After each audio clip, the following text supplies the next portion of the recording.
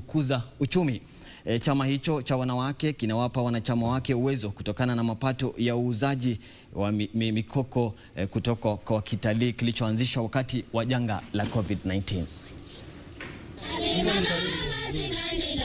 Kundi hilo la wanawake kwa jina Bidii na Kazi linalojumuisha wanawake 57 limeuza zaidi ya mikoko 3,000 kutoka kwa kitalu kilichoanzishwa mwaka uliopita janga la COVID-19 lilipokumba nchi hii. Kila mwanachama amepokea mgao wa pesa hizo kwa njia ya bidhaa za nyumbani.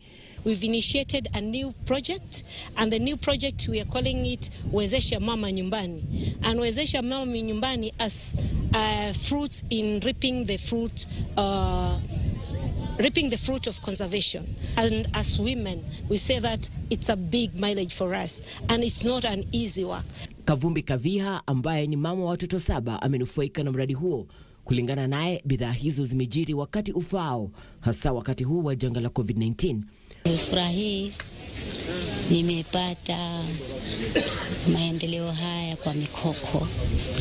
Kama si mikoko sikajua nitapata hivi, lakini saa hii nasikia furaha kwa sababu hiyo furaha hii sijui nipe nani, sijui nifanye nini furaha hiyo hivi siku ya leo.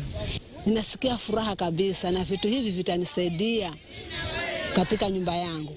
Maana hata nilikuwa ninapanga pengine wiki ijayo nikanunue godoro ya watoto wangu kwa sababu limeisha, lakini leo nimeweza kupata hilo godoro. Ninashukuru Mungu sana. Mlezi wa kundi hilo kwa jina Arafa Baya amesema mradi huo ni ishara kwamba juhudi za uhifadhi wa msitu ni muhimu sio tu kwa mazingira bali pia kwa jamii. Kundi la wanawake la Bidii na Kazi vilevile limepigwa jeki na uzinduzi wa mradi wa ukuzaji uchumi kupitia rasilimali za baharini mwaka 2019. Or we want to apply or to implement blue economy even in our homestead, even in our rooms. We want to make sure that blue economy is benefiting the man and the husband and the wife in the house. Irene Mchuma Udim, Darubini, Channel 1. Mtazamaji, shughuli ya usajili kutafuta atakayejaza nafasi ya jaji mkuu itaendelea baada ya kusajiliwa kwa watu 5 kati ya 10 walioorodheshwa kushiriki kwenye kinyang'anyiro hicho wiki hii. Jaji Chitembwe Said Juma, Profesa Patricia Kameri Mbote, Jaji Martha Koome, Jaji David Marete Njagi na aliyekuwa mkurugenzi wa mashtaka ya umma Philip Murgor walifika mbele ya jopo la tume ya huduma za idara ya mahakama kutafuta nafasi hiyo. Na kama anavyotaarifu Ben Chumba, jopo hilo lilisitisha shughuli hiyo hadi Jumatatu ambapo litaendelea na shughuli hiyo. Shughuli ya kutafuta jaji mkuu inaendelea baada ya kusailiwa kwa watu 5 kati ya 10 ambao walifika mbele ya jopo la tume ya huduma za idara ya mahakama kati ya Jumatatu na Ijumaa wiki hii. Said Juma Chitembwe mwenye umri wa miaka 54 alikuwa wa kwanza kufika mbele ya jopo hilo linaloongozwa na Profesa Olive Mugenda. Kwenye mahojiano hayo, uamuzi wenye utata kuhusu kesi ya ubakaji uliotolewa na Chitembwe mwaka 2017 ulirejea kumhandama. I've said everybody has his own interpretation of what you say. I believe I used very polite words, and I was picking from what the complainant said. If you go back, the complainant, I will be very honest, the proceedings before the magistrate court, that complainant said, I went to this man's house to have sex and I go home. My Lord, you are aware that JSC has recommended for appointment for 21 judges to His Excellency the President of the Republic of Kenya. As you are aware, that process has not been completed. What would you do to ensure the exercise is completed? And are you up to the task? Has anybody sat with the president and asked him, why are you not swearing this? Maybe he has his own reason. So if I'm told I can swear this 40 except 41, I will take it. I know people will say how the president of the Court of Appeal, the Supreme Court was compromised. No, we want the work to move. Aren't you better off with the 20 of those judges sworn and coming to the judiciary to work? And then we'll deal with those ones who are not, who have not been sworn in. What is their problem? Siku ya Jumanne, Profesa wa masuala ya sheria Patricia Kameri Mbote alifika mbele ya jopo hilo. Profesa Mbote ambaye amehudumu kwa miaka 30 katika taasisi za elimu alikabiliwa na wakati mgumu kuelezea ikiwa ana uwezo wa kuhudumu kama jaji mkuu, kwani hajawahi kuhudumu kama wakili au jaji. But I'm not going to be the first person that came into the Supreme Court that had not been in the judiciary. And I think if the others have learned, I can learn. You don't have that jurisprudential skills, but you are intellectual. The practice of law is not really just about going to court. I probably have a lot more practice of law and practice within the judiciary. Siku ya Jumatano ilikuwa zamu ya jaji wa mahakama ya rufaa Martha Koome, huku akijaribu kwa mara nyingine kutafuta nafasi ya jaji mkuu baada ya kukosa kufaulu mwaka 2016. Attributes of my being a woman or being a man would do anything in the office of the Chief Justice. It is the leadership skills.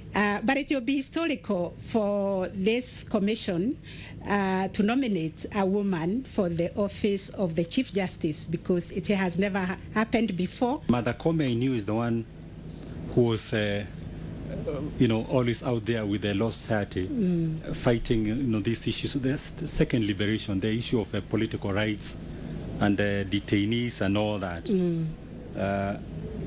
Even demonstrations. In fact, that's the Martha Koome I remember. Yes. Before she became a judge. What I was doing as the chair of FINDA was situational. That is the job that I had. That was the job description. As my lady changed, as Chief Justice, is my lady going to fight government? Completely.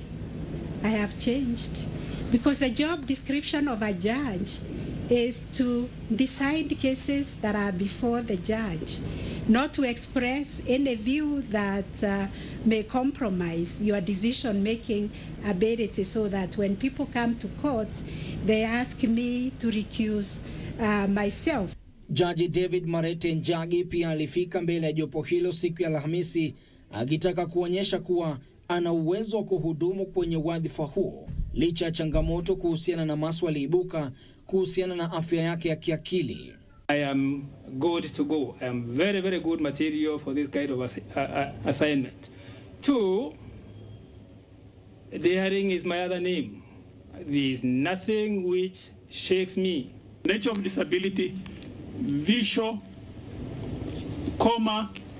mental. Is that a reflection of you?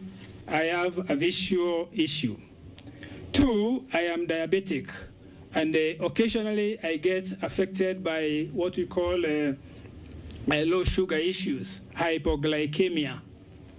So when they looked at it, they dismissed the second issue as a case of disability. And that is where this error came in. The Honorable Mr. Justice D.K. Marete has been having problems with the drivers since 2014. I am not able to deal with the police drivers in the sense that I have a very rigid schedule. Why are you so particular about one driver? I mean, I would have anybody for a drive as long as you are able to meet what my needs. Hatimaye siku ya Ijumaa, Philip Kipchirchir Murgor ambaye aliwahi kuhudumu kama mkurugenzi wa mashtaka ya umma kati ya mwaka 2003 na mwaka 2005 alifika mbele ya jopo hilo. Cartels move on when they can no longer feed and feast. So just the fact that the honeymoon is over, they are the first to know.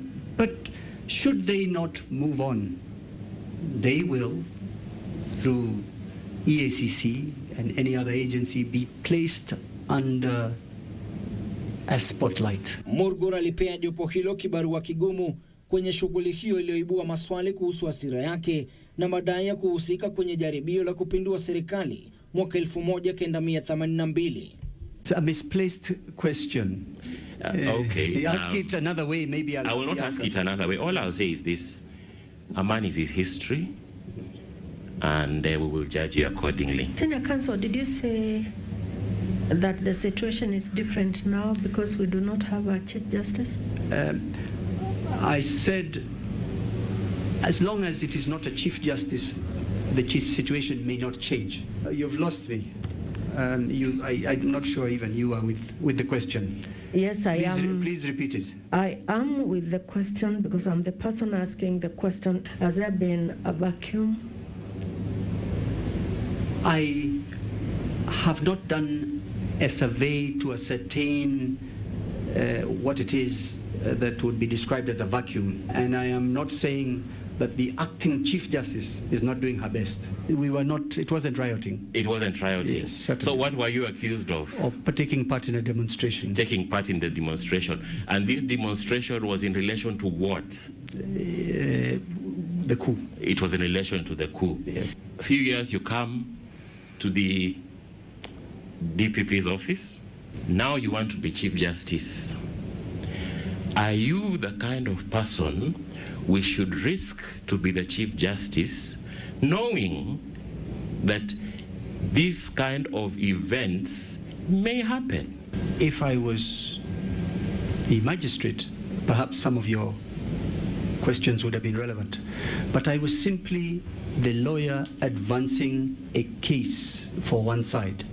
There were others advancing the opposite case. Jopo hilo litaendelea na shughuli hiyo siku ya Jumatatu. Jaji Nduma Nderu wa mahakama ya kusikiza masuala ya leba atakuwa wa kwanza kufika mbele ya jopo hilo. Wengine ni wakili Fred Ngatia, Jaji William Ouko, Profesa Wekesa Moni na Alice Yano. Ben Chumba, Darubini ya Channel 1. Mtazamaji, baadhi ya wahudumu katika hoteli za kitalii hapa nchini watachanjwa dhidi ya ugonjwa wa COVID-19 katika jitihada za kuongeza imani ya watalii wanaozuru nchi hii. Waziri wa Utalii Najib Balala amesema kampeni hiyo itaanza wiki ijayo katika kaunti ya Nairobi kabla ya kusambazwa hadi miji mingine. Hayo yamejiri huku watalii 189 kutoka Ukraine wakiwasili kule Mombasa. Waziri wa Utalii Najib Balala alikuwa katika uwanja wa ndege wa kimataifa wa Moi mjini Mombasa kuwapokea watalii 189 kutoka Ukraine. Waziri alisema kuwasili kwa watalii hao wakati ambapo nchi hii inakabiliana na wimbi la 3 la janga la corona ni ishara tosha kwamba Kenya imeweka mikakati thabiti ya kupambana na janga hilo. 2019 we received almost 1900 Ukrainian visitors via other modes of transport, and 2020 we receive about 800 Ukrainian visitors. To visit the safari, we have 5 days in safari in the national parks, and we want to see the nature, see the animals. I think it will be so nice. Hii ni ndege ya pili ya kukodishwa kuruhusiwa kutua hapa nchini kutoka Ulaya Mashariki katika kipindi cha mwezi mmoja. Kaunti ya Mombasa inatumia mfumo huo uliozinduliwa katika miji mingine maarufu kwa shughuli za kitalii kujiuza kama kitovu cha shughuli za kitalii. Now that the tourism industry globally is encountering a lot of challenges due to the adverse effect of COVID-19, and I must say this initiative will definitely go a long way in terms of restarting tourism at the Kenyan coast. Balala alisema kuongezeka kwa watalii kutoka Ulaya Mashariki ni jambo la kujivunia kwa sekta ya utalii na pia uchumi, huku kaunti hiyo ikisubiri maeneo mengine kulegeza masharti ya usafiri. It is the Eastern Bloc that is showing a lot of interest. The traditional markets, which is Central Europe and the UK, are still under lockdown, and hopefully that also will resume as soon as possible. Na ili kukinga sekta ya utalii kutokana na athari za janga la corona, Balala amesema wadau katika sekta hiyo watachanjwa kuanzia siku ya Jumatano wiki ijayo. 5,000 vaccines and 5,000 people will start, and then we have been assured that we will get another 100,000 immediately. The second batch arrives into the country. So we are going to start with Nairobi, and particularly bars, restaurants and tour drivers. Sulemanieri, Darubini ya Channel 1. Afisi za halmashauri ya kustawisha kilimo cha majani chai zilizoko katikati mwa jiji la Nairobi zimefungwa na maafisa wa polisi na kuna mtu yeyote anayeruhusiwa kuingia. Maafisa hao wa polisi wanasemekana wanawauzia baadhi ya wafanyikazi wa halmashauri hiyo, huku halmashauri hiyo ikitaka majibu kuhusu ni kwa nini maafisa wa polisi wanaendelea kuwazuia wafanyikazi hao. Halmashauri hiyo imetaka wafanyikazi hao kuachiliwa huru na kuondolewa kwa maafisa wa polisi kwenye jengo hilo.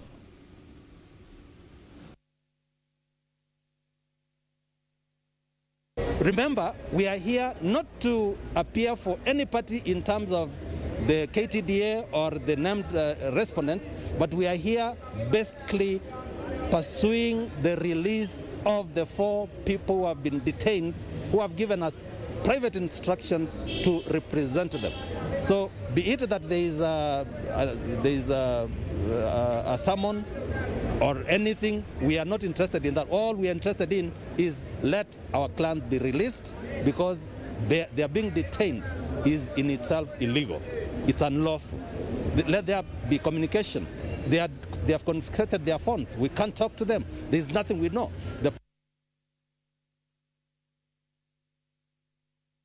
Na maafisa wa polisi huko Mumias Magharibi katika kaunti ya Kakamega wameanzisha uchunguzi kuhusiana na kisa ambacho mwanaume wa umri wa makamo alimdunga kisu na kumuua mamake wa kambo na kumwacha babake na majeraha mabaya. Kwingineko, mwanaume mmoja amelazwa akiwa katika hali mahututi katika hospitali ya Embu Level 5 baada ya wananchi kumshambulia kwa madai ya kumbaka msichana wa umri wa miaka 11 katika eneo la Kismayo mjini Embu. Imani na huyo mtu. Hali ya huzuni imetanda katika kijiji cha Emachingwi katika eneo la Eshikalame, Mumias Magharibi, kaunti ya Kakamega, baada ya mwanamume wa umri wa makamo kumdunga kisu na kumuua mamake wa kambo na kumwacha babake na majeraha mabaya. Kulingana na jamaa wa familia hiyo, mzozo kuhusu kipande cha ardhi ulizuka kati ya mwanamume huyo na babake na kumpelekea mshukiwa kutekeleza kitendo hicho. Akaanzana na huyo mzee, pia alimjeruhi. Akamdunga kisu kwa mbavu, kwa mdomo, kwa kifua. Ndio mama alitoka kuja kuamua, akamalizana na huyo mama. Tulisikia tu alikuja hapa mapema, kakaa na mzee, akaanza kuongea na mzee vizuri tu kama mtu mwenye anamuelezea kitu kizuri, kumbe alikuwa na nia ya kuua. Kwangu ndio mtoto wangu akakimbia akakuja niambia, mama, unakaa na huko mzee ngitiwa na muua. Tukakuja mbio na mume wangu. Mume wangu alitangulia kufika, mimi nikafuata nyuma. Kufika nilipata mke mwenza amelala hapa. Mshukiwa huyo baadaye alijisalimisha katika kituo cha polisi cha Imanga. Babake anapokea matibabu katika kituo cha afya cha St. Mary. Kwingineko, mwanamume mmoja amelazwa akiwa katika hali mahututi katika hospitali ya Embu Level 5 baada ya wananchi kumshambulia wakitaka kumuua. Umati wenye ghadhabu ulimshambulia mwanamume huyo kwa madai ya kumbaka msichana wake wa umri wa miaka 11 katika eneo la Kismayo mjini Embu. Walioshuhudia wanadai mwanamume huyo amekuwa akitekeleza unyama huo kwa muda sasa na alifumaniwa akitekeleza kitendo hicho. Jamaa wakati amekutwa sasa ni raia. Wakati watu wamepiga nduru, raia kamkuta juu ya msichana, ndio ameanza kuambua atoke nje. Wakati amekataa akatolewa ni raia, sasa akaanza kuchapwa ni raia. Mhasiriwa anafanywa uchunguzi wa kimatibabu na tayari amehojiwa na maafisa wa polisi wanaochunguza kisa hicho. Mtazamaji, kundi la vijana katika eneo bunge la Kamukunji hapa Nairobi limeanza kufufua uwanja uliokuwa maarufu wa Sabasaba na kurejesha katika hali yake ya hapo awali. Kwa miaka kadhaa uwanja huo umetelekezwa na kuwa eneo la kutupa taka pamoja na kuwa hifadhi ya magenge ya majambazi. Kama anavyotaarifu Kamchemenza, sura ya uwanja huo sasa imeanza kuimarika kutokana na juhudi za kundi hilo la vijana.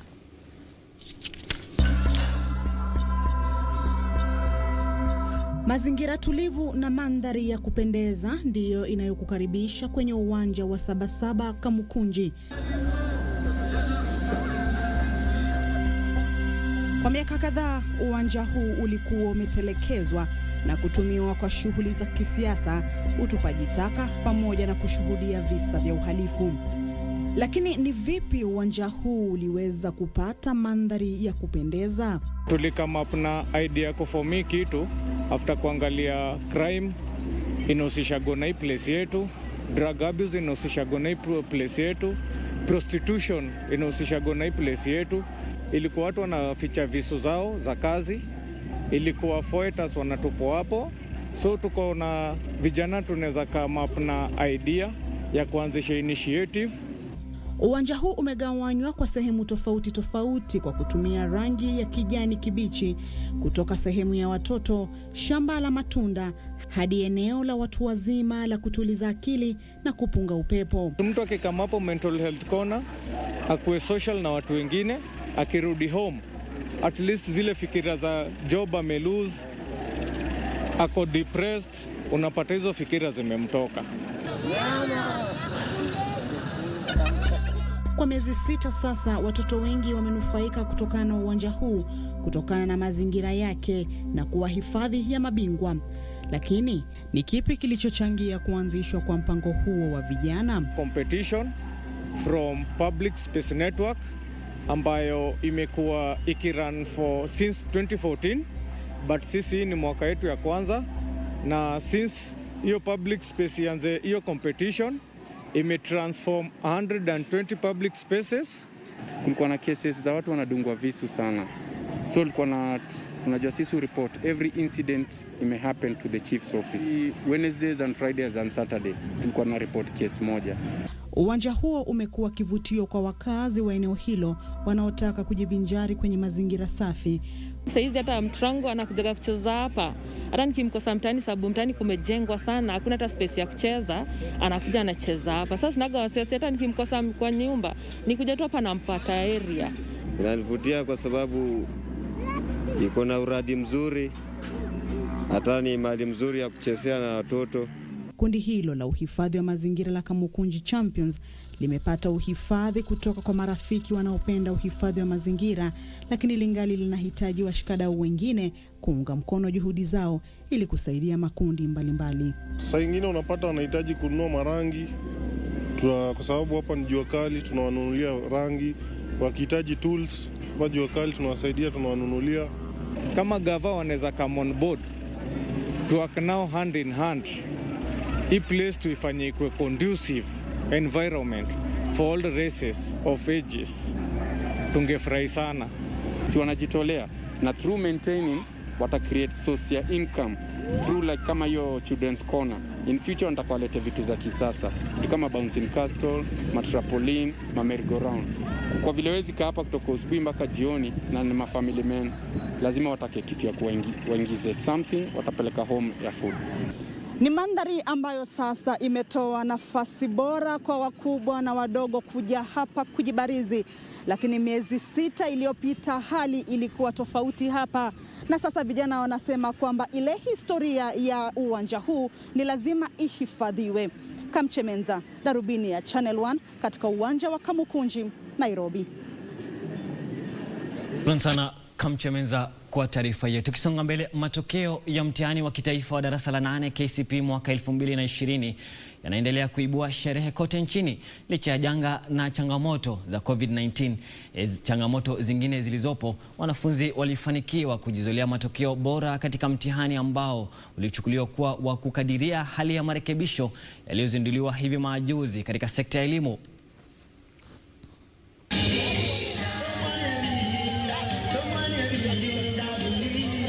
Ilikuwa ni shangwe kwa walimu, wanafunzi na wazazi wa shule ya msingi ya Githunguri Township baada ya shule hiyo kupata baadhi ya wanafunzi waliofanya vyema katika mtihani wa kitaifa wa darasa la 8 KCPE katika kaunti ya Kiambu.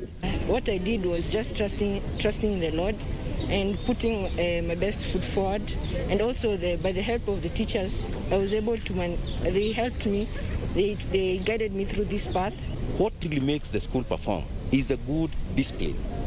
Discipline on the part of the teachers, discipline on the part of the pupils, and also our parents who are very, very supportive.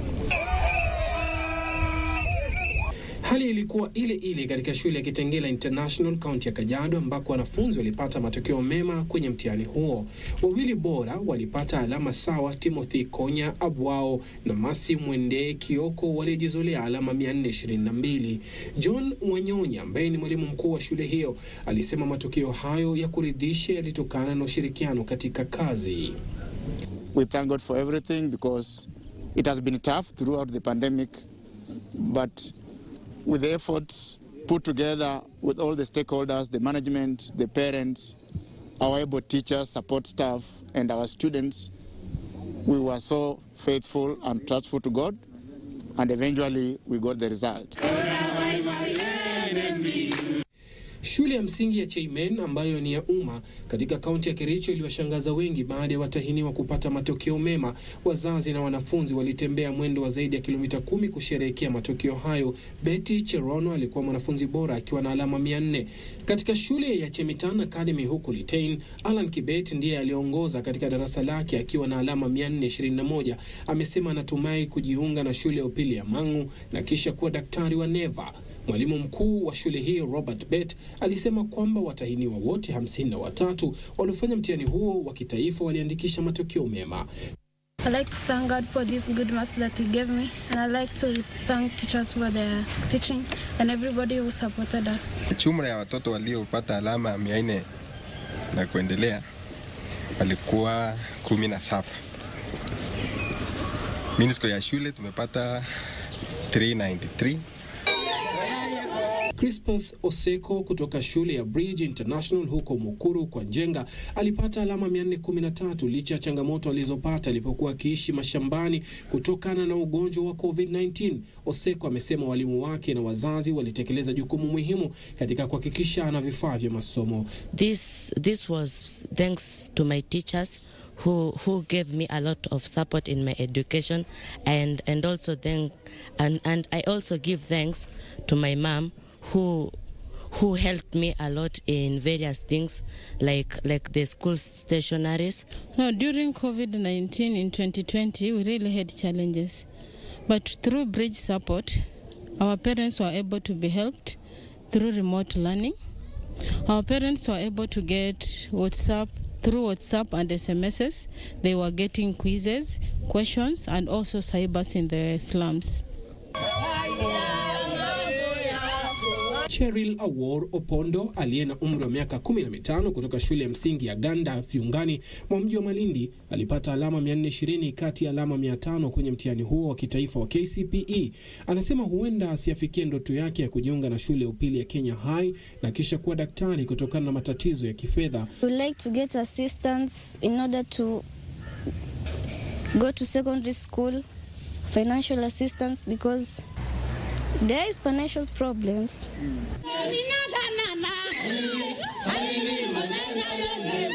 Hali sawia inawakumba wanafunzi wawili bora huko Igembe Kaskazini, kaunti ya Meru. Finis Mureti alipata alama 420 na anataka kuwa daktari wa neva, na Besi Kanana alipata alama 395 naye pia anapania kuwa daktari wa neva, yani neurosurgeon. Nawaomba viongozi wetu na pia naiomba watu wapenda wema wakaweza kutusaidia na wakaweza kuinua familia yetu, kwa sababu najua wakiniinua sitainuka mimi peke yangu, bali nitainua eneo lote na nitainua Kenya nzima.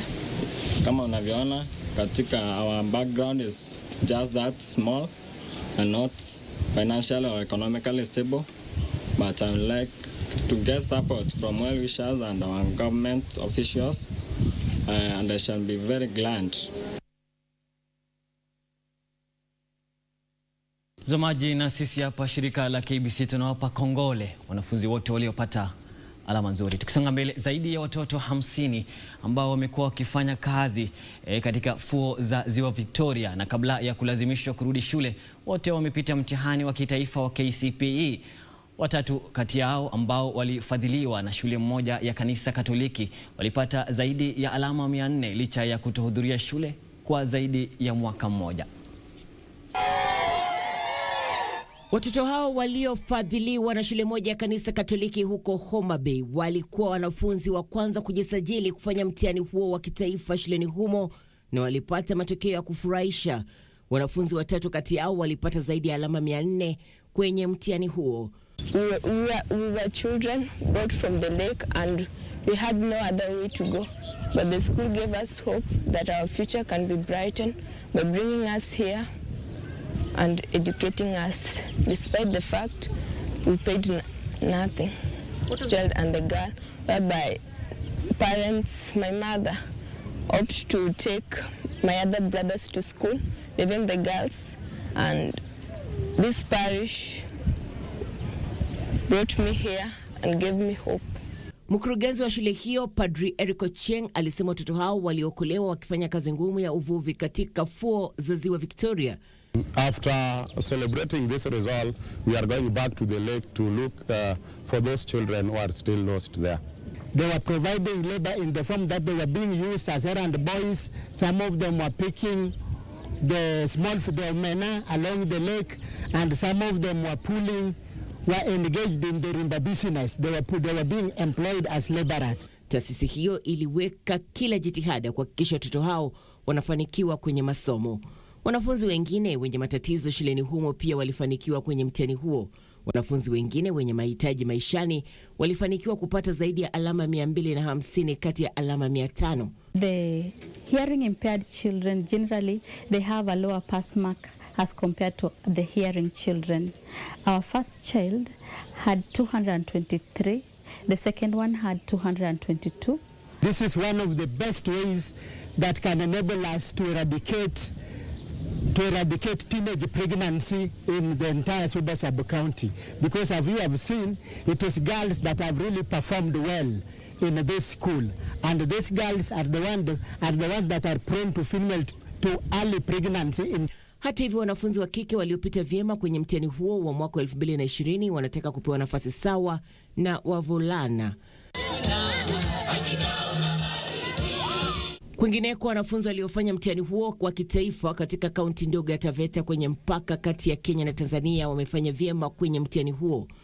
Kwenye shule ya Brighter Days Academy, mwanafunzi anayeongoza ambaye ni raia wa Tanzania alifurahia matokeo yake, alama ya jumla shuleni humo ikiongezeka kutoka 377 hadi 382 ikilinganishwa na mwaka jana. I'm very excited, but I could be more excited if I could have gotten 400 marks, and if I wished I could be a physician doctor. We had a corona pandemic, but we thank God that ya kwamba tumeimbuka na ushindi. Mtoto wetu wa kwanza akiwa na alama 399 na wa mwisho akiwa na alama 363. Irene Mchuma Odim, Darubini, Channel 1. Na mtazamaji, zimekatika 37 baada ya saa 12 saa za Afrika Mashariki, wakati mwafaka wa mimi kwenda mapumzikoni angalau nipate kopo la maji na pia kipande cha tende angalau nifungue mfungo wangu. Na usiende mbali, kwani kuna mengi tumekuandalia mtazamaji.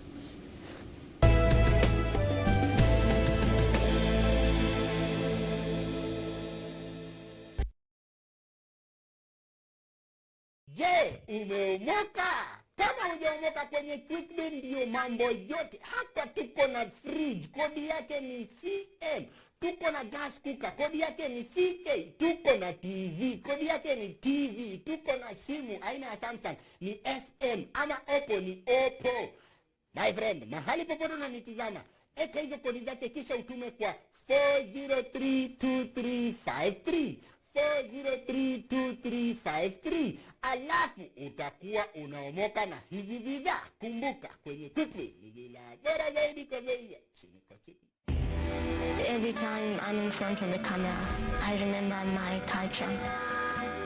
After all, story ni yetu. Kama unadai drama origi, telenovelas na sports, get your GoTV decoder na 1 month GoTV Plus for 1,299 bob. Download my GoTV app kumanage account yako on the go, ama dial *423# to subscribe, kupay, kureconnect, kuupgrade, ama kuclear errors. GoTV, love it.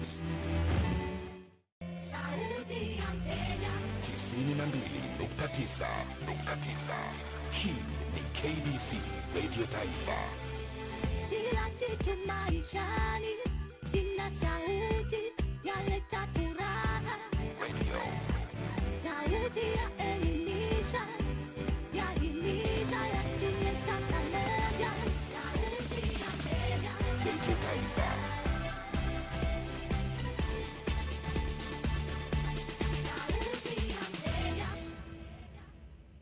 Talk of teams and teams behind the team. The chase for immediate SEKTA is on this weekend.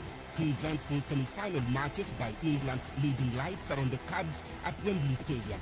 On Saturday, 17th of February, Chelsea will clash with Manchester City at 7:30 p.m. Meanwhile, Leicester City will battle it out with Southampton on Sunday, 18th of February at 8:30 p.m. Aptly put, as a team, there is a lot to play for. You either cruise to the finals or get drowned. Live and exclusive on KBC Channel 1. KBC Channel 1, your true sports partner. Tonight on KBC Channel 1. Happy Valentine's Day, sweetie. You too, Mom.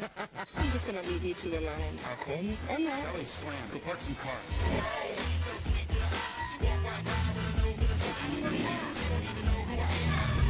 Okay, here's the window. The Dark Knight strikes again. Hey, what's the problem with men of this generation? Ladies, till you understand the mindset of a man, you are never going to win in the game of love. Act like a lady, but think like a man. Action, the guy with potential. Watch it. Yeah, look how small your skirt is. Yay! Like a man.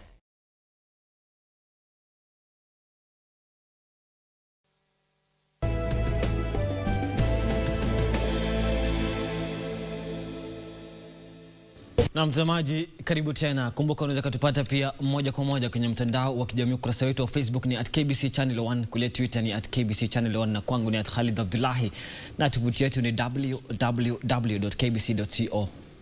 Karibu. Mwanamke mmoja huko Kisii amejifungua watoto 5 katika hospitali ya matibabu maalum ya Kisii, hali ambayo imeibua msisimko mkubwa kwa familia. Mama huyo ambaye alijifungua kwa mara ya kwanza alipata wasichana 4 na mvulana mmoja kwa njia ya upasuaji. Familia hiyo ilitarajiwa kupata watoto 4, lakini walishangaa kugundua kwamba kulikuwa na mtoto mwingine. Stella Nyanchwera na mumewe Douglas Nyaoko wamewashangaza wengi baada ya kubarikiwa na watoto 5 kwa mara moja katika hospitali ya matibabu maalum ya Kisii. Kuja hapa kwa Kisii Referral Hospital, nimemleta mke wangu akuja kujifungua na Mungu amemsaidia, amepata watoto 5 na kijana ni mmoja na wasichana ni 4. Sasa mimi ningerudishia Mungu ni asante kubwa kwa hii kipaji cha watoto. Watoto hao ambao 4 ni wa kike na mmoja wa kiume wako salama, lakini wangali chini ya uangalizi. Wanandoa hao wanasema walitarajia kupata watoto 4 baada ya uchunguzi uliofanywa wakati wa kliniki ya kabla ya kujifungua. Hiyo mimba ilianza kukaa kubwa, yani hata mimi sikujua kama sina kuanga hivyo. Sasa mpaka ikanibidi kwa miezi 3 nimuleta hapa kwa hospitali alafu angaliwa na madaktari. Nilipomleta hapa wakaniambia ni watoto 4. Nikastuka sana. Alafu na ikifika miezi 3.5 akaambiwa na madaktari hiyo mimba ilikuwa mimba kubwa sana. Sasa akaambiwa na madaktari hakuna haja afanye kitu yoyote, akwe bed rest from 3.5 months mpaka asae. Sasa Nyaoko ambaye hana ajira ya kudumu sasa anatoa wito kwa wahisani wamsaidie kulea watoto hao. Well wishers wenye wamenisaidia, hasa kama mama county amenisaidia na nguo.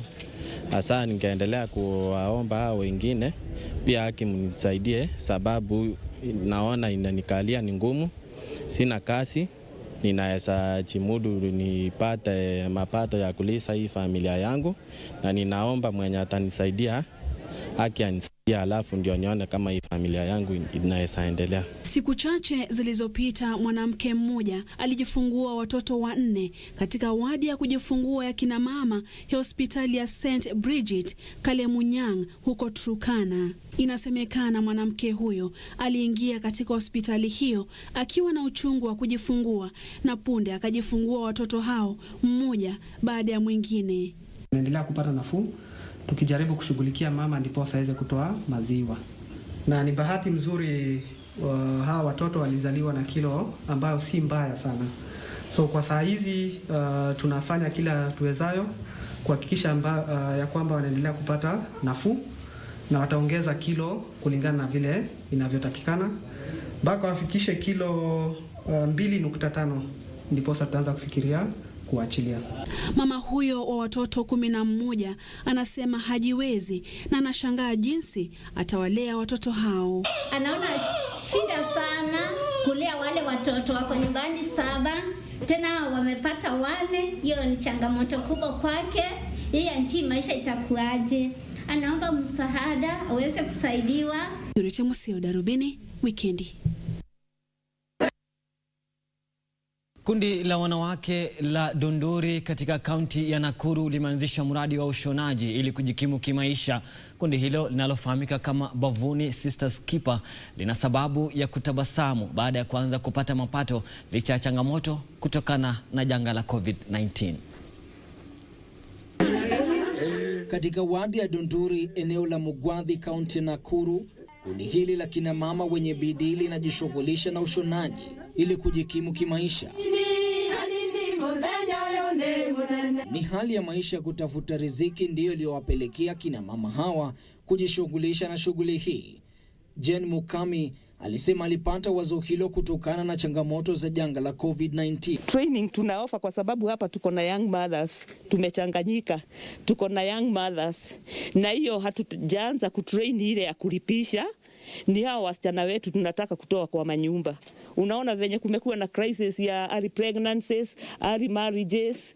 Sasa tunachukua hao wasichana, tunaiofa free kwa sababu ni watoto wetu. Lydia Nyambura amesema kundi hili limewapa wanawake wengi matumaini baada ya kukosa njia za kujikimu kimaisha. Hiki kikundi kimenisaidia. Zamani nilikuwa nakaa idle, lakini sasa nakuwa busy sana. Nilikuwa na pressure, ugonjwa wa pressure, lakini sasa imepungua kwa sababu sina wakati wa kukaa idle, kuwaza. Sasa niko sawa, nashukuru Mungu kwa hiki kikundi. Wakati tulikuwa tunakaa hivyo idle, tulikuwa wamama wanasumbuka sana.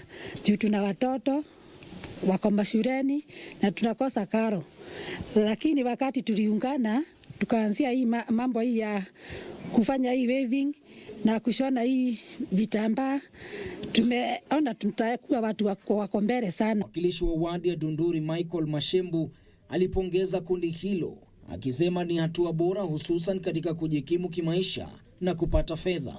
Nitarudi kwa serikali ya county government katika trade department ambayo inaongozwa na waziri ambaye ni Komen.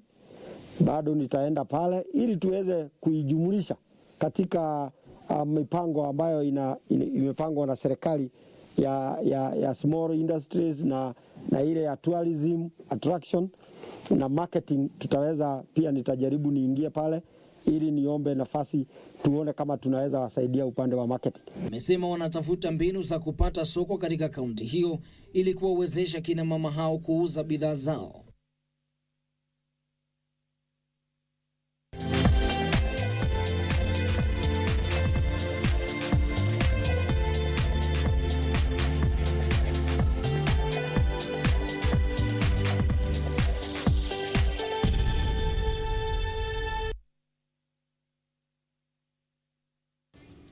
Mtazamaji, sasa tuelekee viwanjani ambapo mwanariadha anayeshikilia rekodi ya dunia katika mbio za marathoni Eliud Kipchoge atawaongoza wanariadha wengine 4 wa humu nchini kwenye mbio za marathoni za NN Mission zitakazoandaliwa kesho nchini Uholanzi. Gladys Chesir atakuwa Mkenya wa pekee kwenye mbio za kinadada. Bingwa wa Olimpiki Eliud Kipchoge atawaongoza wanariadha wengine kwenye mbio za marathoni za NN Mission zitakazoandaliwa kesho nchini Uholanzi. Mbio hizo zinaandaliwa kwa niaba ya mbio za marathoni za Hamburg zilizofutiliwa mbali. Kipchoge atakuwa akishiriki kwenye mbio hizo kwa mara ya kwanza tangu aliposhindwa kwenye makala mwaka jana ya mbio za marathoni za London. Kwenye mahojiano yake kabla ya kuandaliwa kwa mbio hizo, Kipchoge alisema kuwa amejiandaa vyema kujirejeshea hadhi. I feel good. I'm looking forward for a big day on Sunday. Yes. Okay. Yeah. Looking forward to it. Well, Eliud, we live in, of course, difficult times. Absolutely. There's the pandemic, and I can imagine, of course, in Kenya or anyways in Nairobi, in the place where you live, maybe they have to deal with a lockdown.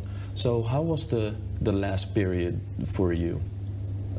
Was it hard with the training? Could you train? Because you have to be careful. Actually, in Kenya we observed government protocols, but the train was really okay because we are in a contact sport and we are training, but at the back of our minds, we are actually observing the rules as far as COVID is concerned. Yes, it's really difficult, but we bring our minds together. We bring our minds of our training mates with the coaches and the government, and they allow us to train, and provided we are actually following the rules. Wakenya wengine watakaoshiriki kwenye mbio za wanaume ni Laban Korir, Jonathan Korir, Augustine Choge na Matthew Sang. Gladys Chesir atakuwa Mkenya pekee kwenye mbio za kina dada. Katibu mkuu wa shirikisho la michezo ya Olimpiki kwa walemavu humu nchini Alija Aliero ameelezea imani kuwa idadi ya wachezaji watakaofuzu kwa michezo ya Olimpiki itaongezeka baada ya kukamilika kwa raundi ya kufuzu ya Dubai. Kufikia sasa wachezaji 11 walemavu wamefuzu kwa michezo hiyo itakayoandaliwa jijini Tokyo, Japani mwezi Agosti.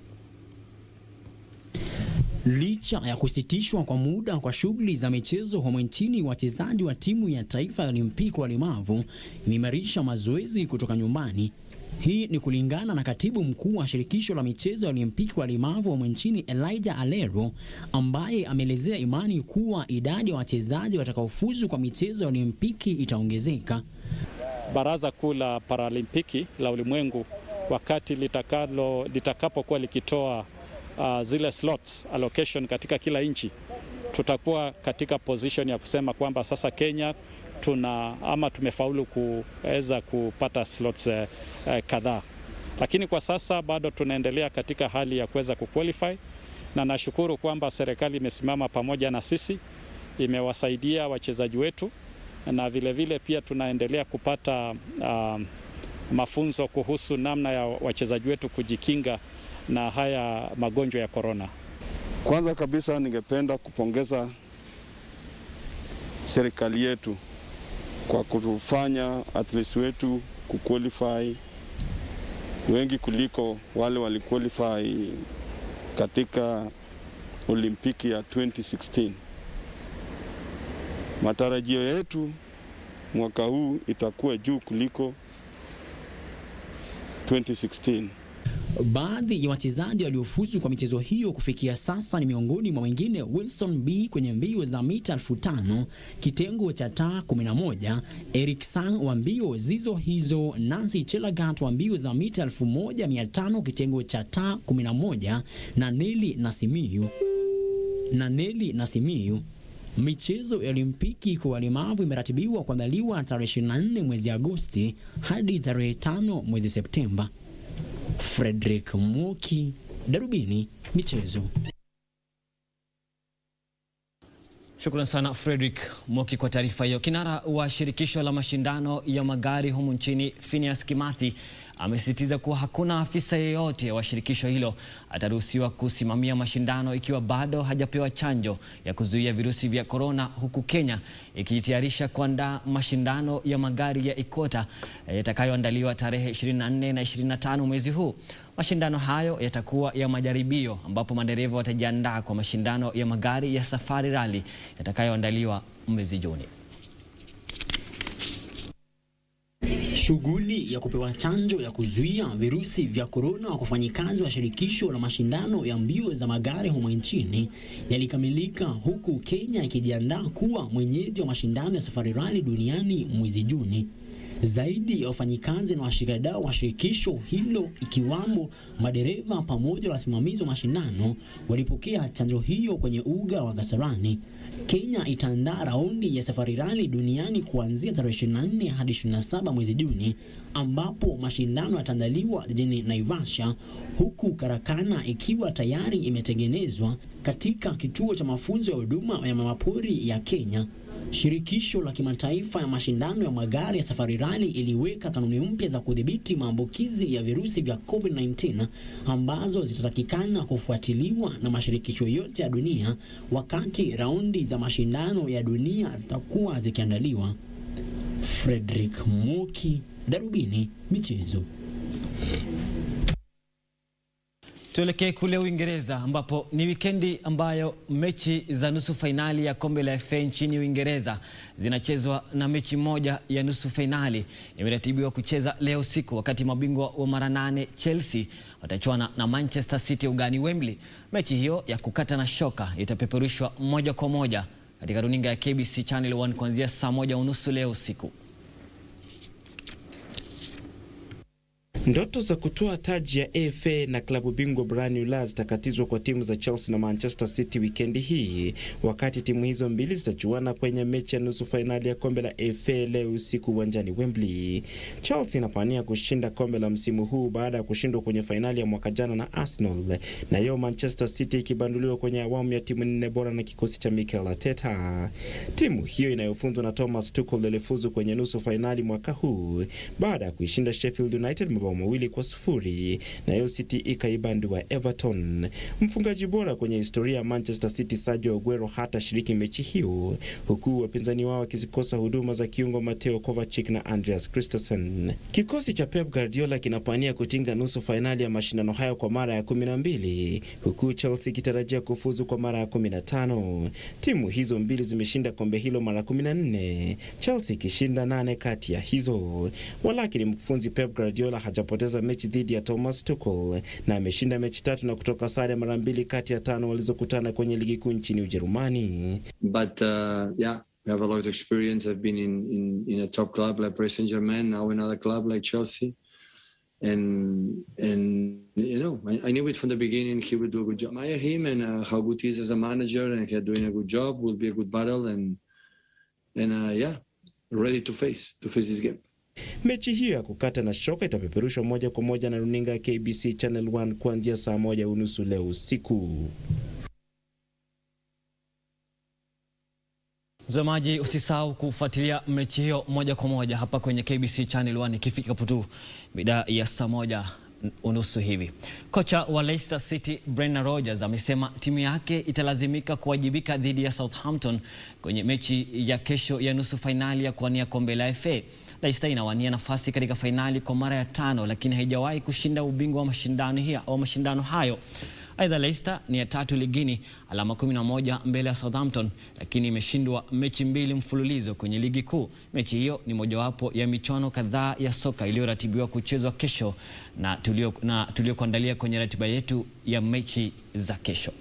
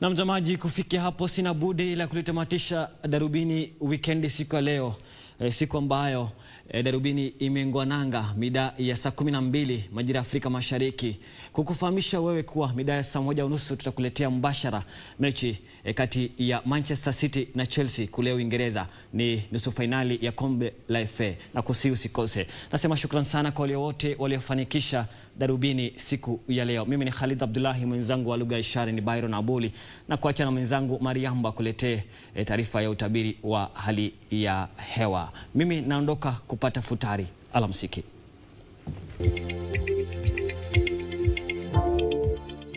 Na baada ya taarifa za habari tupate sasa ya hali ya hewa popote unapotutegea, na tumai mzima. Naitwa Mari Yambo. Viashiria vya hali ya anga vinaonyesha kunyesha katika maeneo kadha wa kadha usiku wa leo, zikiwemo sehemu za hapa Nairobi ambapo kutakuwa na mvua katika maeneo machache. Hali sawia pia inatarajiwa katika maeneo ya kati zikiwemo sehemu za Nyeri, Meru, Murang'a na viungani mwake. Vile katika sehemu za magharibi mwa nchi katika maeneo ya Ziwa Victoria hadi bonde la Ufa, mvua itanyesha katika maeneo kadhaa na pia itaweza kuandamana na ngurumo za radi. Wenyeji wa Turkana, Samburu hadi katika sehemu za Machakos na pia ukanda wa Pwani kutakuwa na mvua katika maeneo machache usiku wa leo. Basi tuangazie hali itakavyokuwa kesho asubuhi, na ni kwamba tutaamkia hali ya mawingu katika maeneo mengi, tukianzia sehemu za kaskazini mashariki mwa nchi, maeneo ya Moyale, Garissa, Mandera kutakuwa na vipindi vya jua, lakini pia kuna uwezekano wa mvua katika maeneo machache, hasa maeneo ya Mandera na Moyale. Ukanda wa Pwani hali ni sawia ya mvua nyepesi katika sehemu za Mombasa, Malindi na vile katika sehemu za Kilifi. Hapa Nairobi mvua itanyesha katika maeneo machache tu nyakati za asubuhi itakayopisha vipindi vya jua. Tutarajie pia hali sawia katika maeneo ya kati zikiwemo Nyeri na Meru. Katika maeneo ya kaskazini magharibi mwa nchi zikiwemo Turkana na viungani mwake, vipindi vya jua vitashamiri katika maeneo hayo, lakini katika sehemu za Machakos, Voi kutakuwa na mvua nyakati za asubuhi. Tuangazie sasa hali itakavyokuwa nyakati za jioni, na ni kwamba mvua itazidi kunyesha katika maeneo mengi, hususan katika sehemu za magharibi mwa nchi, Kakamega, Busia, Vihiga na viungani mwake. Mvua hiyo pia itaweza kuandamana na ngurumo za radi. Hapa Nairobi hatutasazwa, kwani kutakuwa na mvua katika maeneo kadhaa sawia na sehemu za Nyeri na Meru. Tunatarajia hali sawia kuendelea katika sehemu za ukanda wa Pwani, hususan maeneo ya Lamu na Voi. Kaskazini mashariki mwa nchi hali itakuwa ni ya mvua katika maeneo hayo. Tuangazie sasa viwango vya joto ambavyo vitafikia nyuzi 34 katika sehemu za Mandera, 37 katika sehemu za Lodwar na Garissa. Hapa Nairobi vitafikia nyuzi 27. Na basi kwa hayo machache na tamatisha utabiri wa hali ya hewa, tupate sasa hali itakavyokuwa katika maeneo mengine duniani. Alamsiki.